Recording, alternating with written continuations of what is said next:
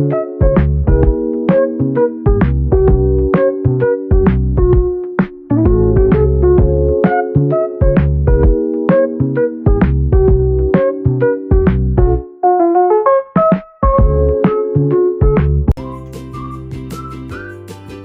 guys, welcome back to my channel. So kung bago pa lang kayo sa aking channel, huwag niyong kalimutang mag-subscribe. Ayan, click nyo na din yung notification bell para lagi kang updated mga guys.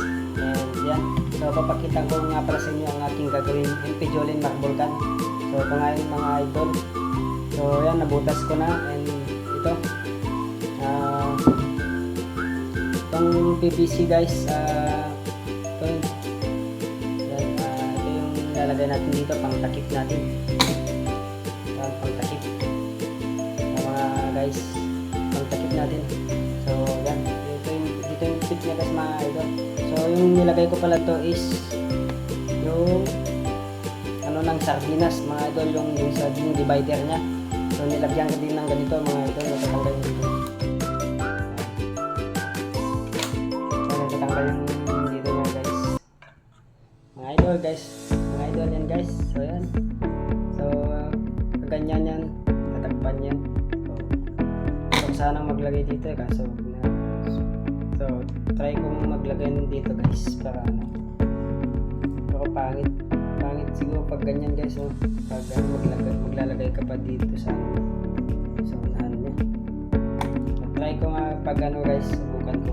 Pero tatlo naman na kasing divider dito guys. So isa dito. So yan mga idol.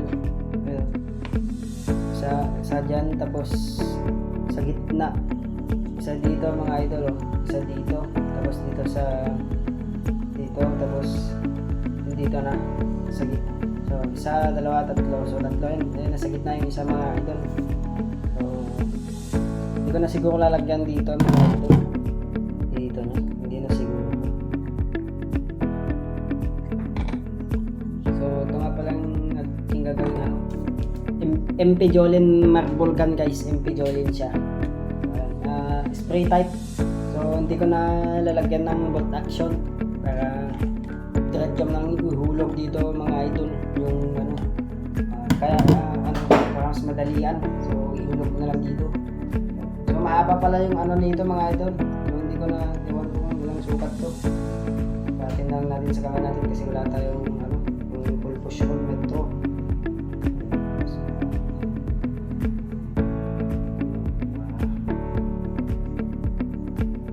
Tatlong kalahati mga idol na dangkal.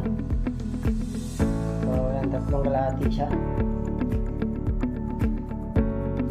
So yan, isang dangkal, isa dito. Yan pala kalahati mga idol. So yan, ayun siya mga idol. Isa dito, sa mga idol, isa dito. Yung haba niya dito. So may natira pang konti, 10 inches yung wall niya, 5 inches dito.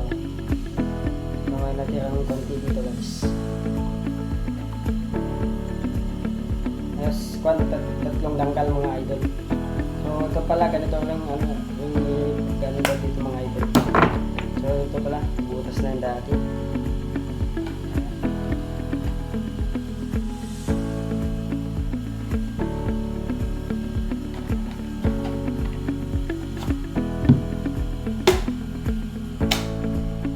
Mga idol, ganyan lang kadali.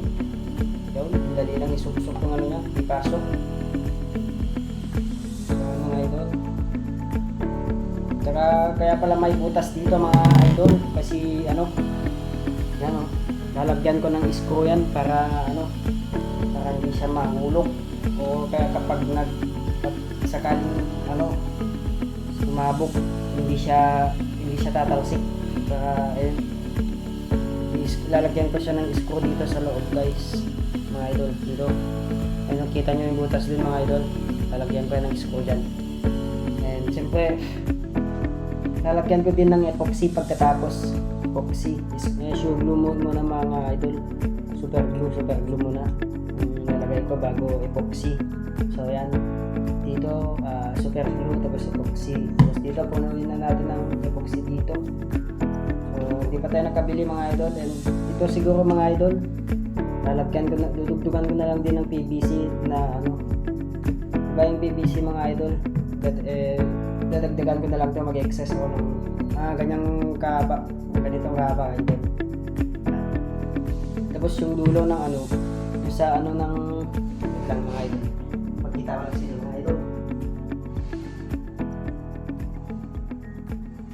Pause ko muna mga idol. So yan mga idol, ito pala. So ito yung sinasabi ko mga idol. Ito idudugtog ko siya dito. Pero tatakpan ko yung dito niya mga idol ng ano na lang siguro, yung kahoy o pupunuin ko na lang ng epoxy mga idol para hindi lalabas dito yung hindi magba-backfire yung apoy dito. So yan, tatakpan ko diyan para dito siya diretso, para hindi na siya lalabas dito mga idol, dito na siya. So gaganyan yan mga idol, dito na siya lalabas sa barrel ng mga idol. Yan, tatakpan ko to ng epoxy na lang, pupunuin ko na lang. And then yan, para ganyan siya. Ganyan sa mga idol. May excess siya dyan. Yan. So hanggang dito na lang mga idol, update ko na lang kayo. Abang-abang na lang kayo kasi hindi pa ako nakabili ng gamit. So salamat sa panonood mga idol.